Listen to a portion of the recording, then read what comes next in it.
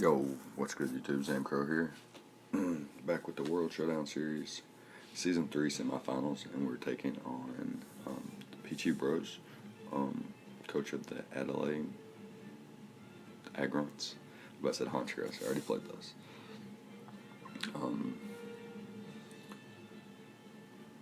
Our opponent has a fucking crazy squad. Actually, don't have the roster on the top of my head right now. Damn it.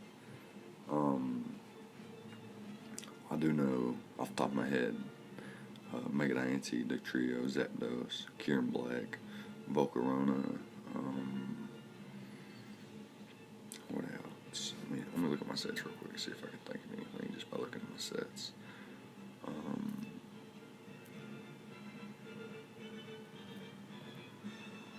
I know he's got a fighting type. I got the Psychinium Z for the Toxapex.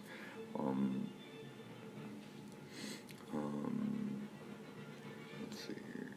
Just going through my notes and seeing if I can see anything. Don't see anything quite off the top of my head. Anyways, we got a Tailglow Manaphy with Scald, Dazzling Gleam, Psychinium Z, Psychic. Dazzling Gleam there for the Kieran Black, Scald for everything else, Psychinium Z for the Toxapex. Usually run much more bulk and less special attack. I have 228 special attack EVs with a timid nature because it still does around half, a little bit above, a little bit below, depending on rolls, to a standard Volcarona after a Quiver Dance. Dazzling Gleam for the Kieran Black, like I said, and I already said all that. So speed investment allows me to outspeed the Kieran Black, and I actually didn't think the Volcarona would come because it's limited. You can bring like Fire Blast, Bug Buzz, and then Hidden Power Ice, and then you're walled by Heat Rant, or you can bring Hidden Power Ground and you're walled by a defensive Garchomp, or you bring something to cover both of those, and Fire Blast and you're weak, or Bug Buzz and you're weak to Crobat, or you bring Bug Buzz instead of Fire Blast, Fire Blast instead of Bug Buzz, and you can't beat Manaphy. So, didn't think the Volcarona would come, but it's a huge stat, so I wanted to be prepared just in case.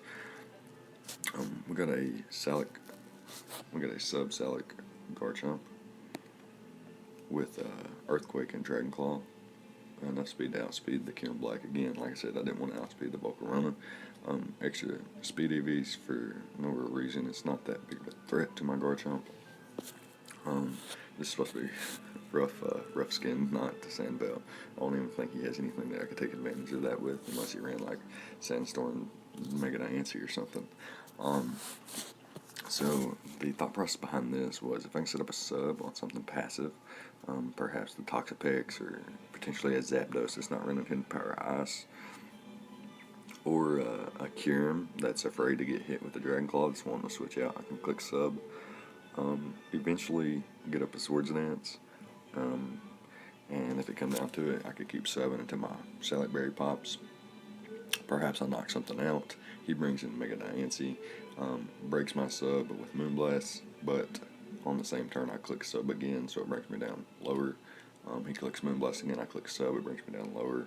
Eventually my Salac's going to pop, and I'm going to come out of my sub faster than the Mega Diancie, and can OHKO or 2-hit KO everything after a Swords Dance.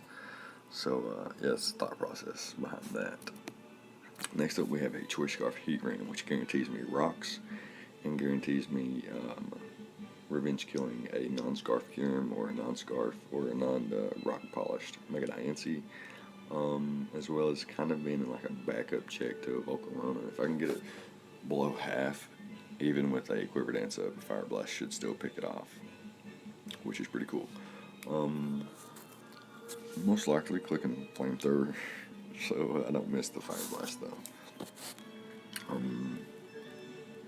Yeah, not too much to say about that. Next up, we got that annoying Crobat set I like to bring. Taunt, Toxic, Super Fang, Roost, Black Sludge. Literally just just there. There's no real reason behind this set,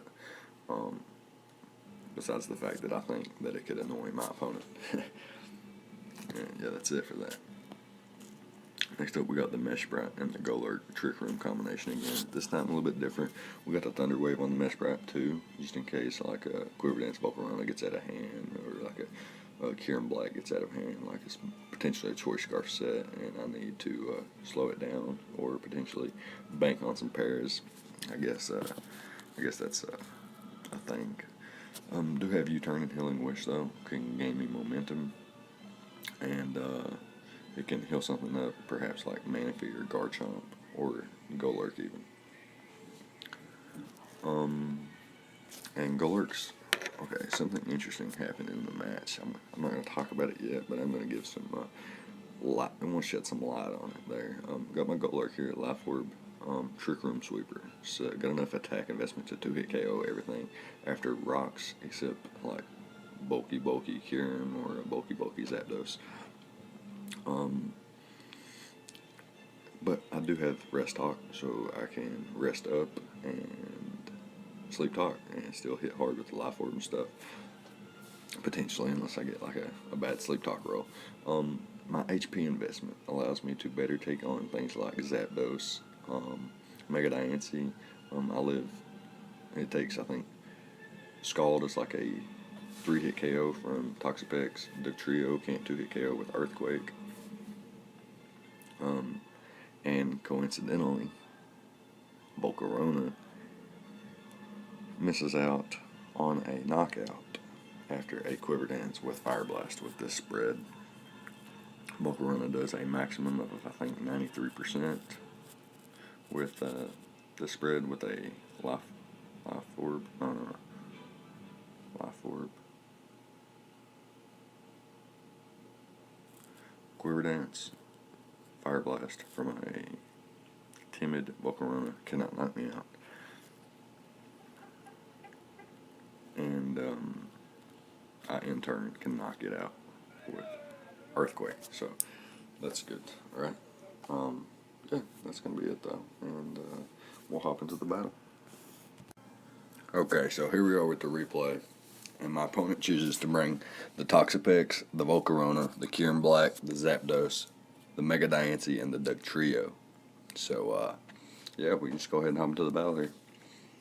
I'm going to lead with Manaphy because outside of Zapdos, I matched up well against everything. I had the Psychinium Z for the Toxapex and the Dazzling Gleam for the Kieran Black.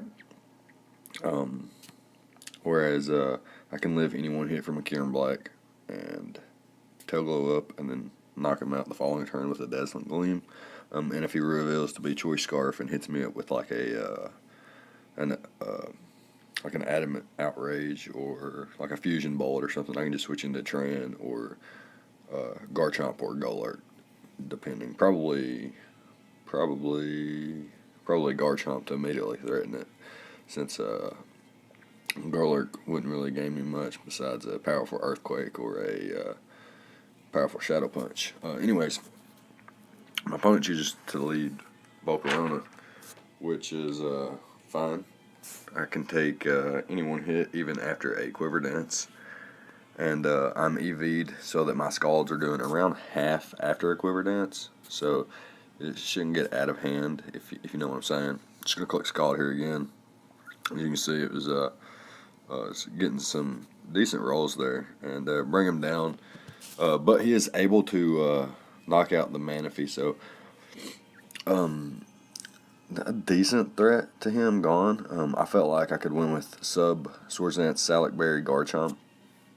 So I didn't mind to let Manaphy go down there. I thought about switching out into Crobat. Thought about switching out into Tran. Didn't know if he had the hidden power ground or not. Didn't want to risk it. And my Golurk is EV'd.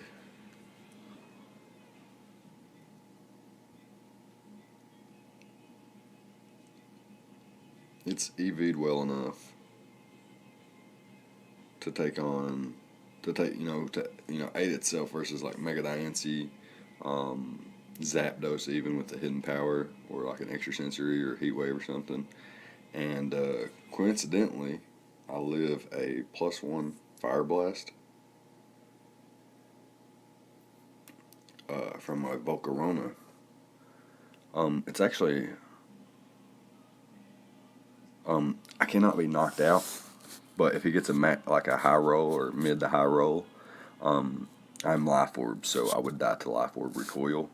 And he misses the fire blast here, which did a minimum of around 80%, maximum around 93, 94%, and he misses. So it's unfortunate here. I'm going to be able to pick up the knockout. However, I do live that hit 100%, and potentially died to life orb though. So there's that. So he goes into his Kyurem here and sets up a sub as I switch out into my Heatran, revealing Choice Scarf with my Flash Cannon there. He's more than likely going to switch out into the Zapdos, and I'm going to switch out into my Crobat, and want to Toxic this thing, predicting him to predict one of my electric immunities to come in. And I get that right. And here I'm going to go for the Roost as he Volt switches out. So not bad, not bad. I knew his electric type attack wouldn't do that much after the Roost. And same here with Kyurem. I didn't have a switch in, obviously, so I'm just going to Toxic him. And if he wanted to sub, it would really wear him down. Here I'm going to go into Garchomp and predict him to switch out into his Zapdos or his Mega Diancie, predicting a Dragon type attack. So I click the sub here, and he goes into the Toxapex. So now I'm going to Swords Dance, and he actually clicks Haze as well. Swords Dance again, Haze, rinse and repeat, rinse and repeat. I was waiting on him to not click Haze, Scald, Toxic Spikes, anything other than Haze. Maybe Recover or something. He's not going to do it though. So eventually here I just click Earthquake, and it does 83, and he reveals the red card. So a little bit unfortunate there. However, I'm going to make a read here and predict either a switch or the Magic Coat, predicting me to get at my rocks there, since he doesn't have Mega Diancie Mega Evolved yet. And I'll double back out into my Garchomp, and I'm going to click sub here again, as he actually, wait, what just happened? I doubled out into my Garchomp on the Toxapex, switch out into, wait, what did happen? He went for the Magic Coat to bounce back my rocks as I went into my Garchomp, and he goes into the Zapdos on my sub. Okay. I was getting confused there. Now I'm going to go for the Swords Dance as he goes for the Hidden Power Ice. Now I'm going to sub again. Here I was really under the impression that his Zapdos wasn't defensive, because if he was, he should have stayed in there and clicked Hidden Power Ice. However, he switches out to his Toxapex as I get my sub up, take out the Toxapex. Now, predicting his Dotrio to be faster than me, I'm going to click sub as he breaks my first sub. Brings me down to 1%, which pops my Salac Berry. Now I am +2 attack, +1 speed, and Garchomp's looking to put in some work now. I can click Earthquake versus everything.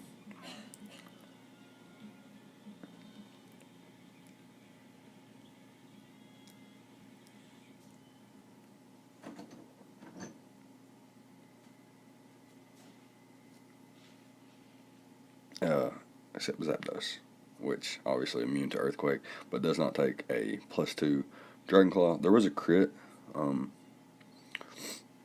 my opponent mentioned on the Zapdos there.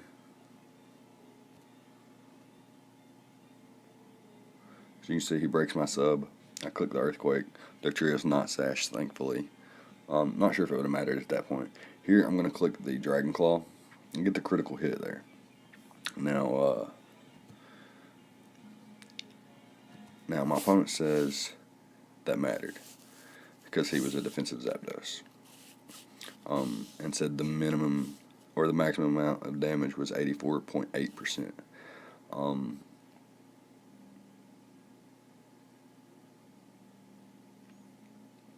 Okay, so if I didn't get that crit, he is left with, let's see here,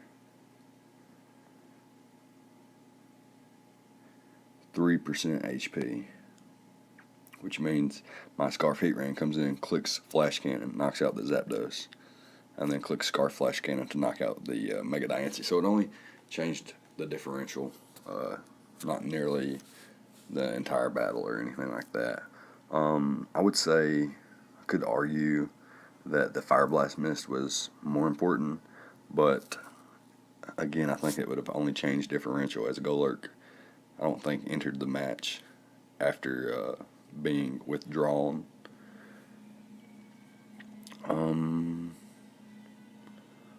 But yeah, we both, I did definitely offered to recreate and restart from the crit, and he said we both deserved, we both played well and we both deserved it. We both had a great season, and either of us could have been fine in finals. So yeah, that's going to be it. Good game to Pichu Bros.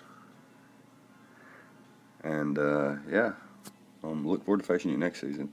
But got my eyes set on the finals for this season, first of all. And yeah, I'll update on that later, I guess.